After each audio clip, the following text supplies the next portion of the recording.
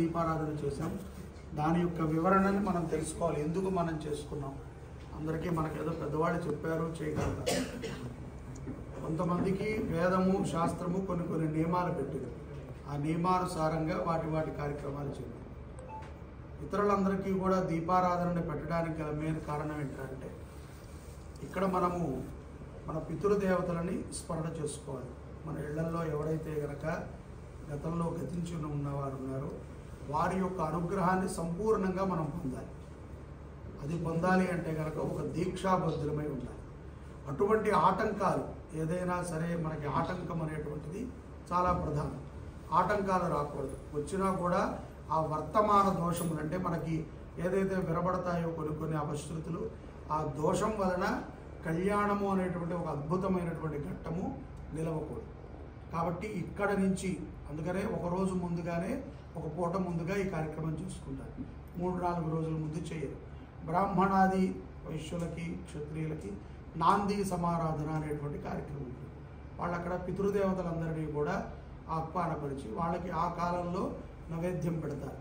పెట్టి అక్కడి నుంచి వివాహ క్రతువుని ఆమిత్యము వరద పర్యంతము అంతా కూడా ఎటువంటి ఆటంకము లేకుండా వాళ్ళు రక్షించాలి. ఎందుకంటే పెద్దల ఆశీర్వచనం ఉంటేనే వాళ్ళ మీ నాన్నగారు ఈ స్థితికి వచ్చారు, రేపు పొద్దున మీరు ఆ స్థితికి వెళ్తారు. ఇదంతా కూడా పరంపర, దానిని మనం మర్చిపోకూడదు. ఇప్పుడు అది అవసరం లేదండి, మా జనరేషన్ మారిపోయింది అని అనుకోకూడదు.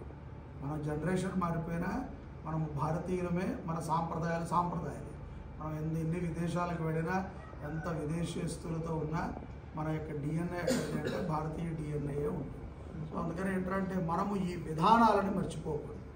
ఇప్పుడు ఏదైతే అఖండ దీపము ద్వారా మనకి ఉపయుక్తం ఏమిట్రా అంటే ఎటువంటి అపశృతులు మనకి వినబడవు.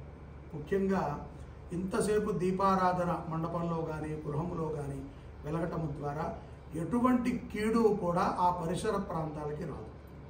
ఈ రెండింటినీ కూడా ప్రధానంగా తీసుకుని ఉత్తరాదులందరికీ కూడా ఈ యొక్క దీపారాధన ప్రక్రియని ప్రారంభించారు పెద్దలు. అక్కడి నుంచి అందరము కూడా ఆచరణ చేసుకుంటూ వచ్చాం.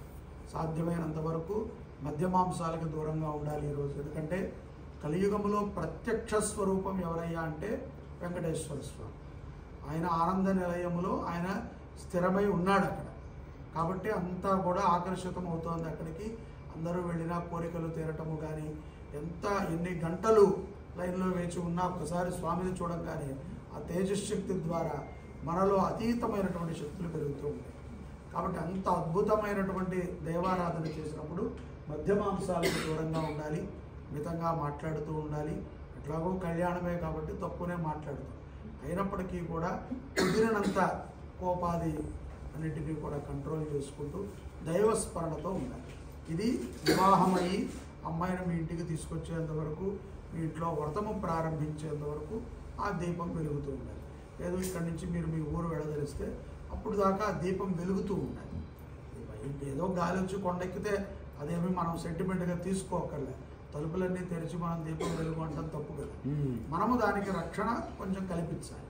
కొంచెం కోపాది కార్యక్రమాలను తగ్గించుకుని మితంగా ఆహారం తీసుకుని స్వామిని స్మరించుకుంటూ ఉంటే వివాహం అనేటువంటి ఒక అద్భుతమైనటువంటి ఘట్టము చాలా దివ్యముగా జరిగి దాంట్లో ఉన్నటువంటి ఒక ఆనందాన్ని మనం పొందగలుగుతాం.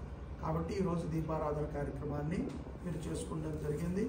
వివాహానికి వచ్చేటప్పుడు ఇక్కడ కళ్యాణం దగ్గర పెట్టినప్పుడు ఆ గుమ్మడికాయ ఇతర సామాన్లు మీరు అమ్మాయికి ఇచ్చే వస్త్రాలు ఏమున్నాయో అవన్నీ తర్వాత తెచ్చి ఇక్కడ పెట్టుకుని మీరు అవన్నీ కూడా ఇక్కడ నుంచి దండం పెట్టుకుని కళ్యాణ మండపానికి బయలుదేరి రావాలి. జై శుభంకరి చెప్పండి. మంత్రహీనం క్రియాహీనం భక్తిహీనం గణాధిప వెంకటేశ్వర యత్పూజితం మయా దేవ పరిపూర్ణం తదస్తుతే. అక్షంతులు వారికి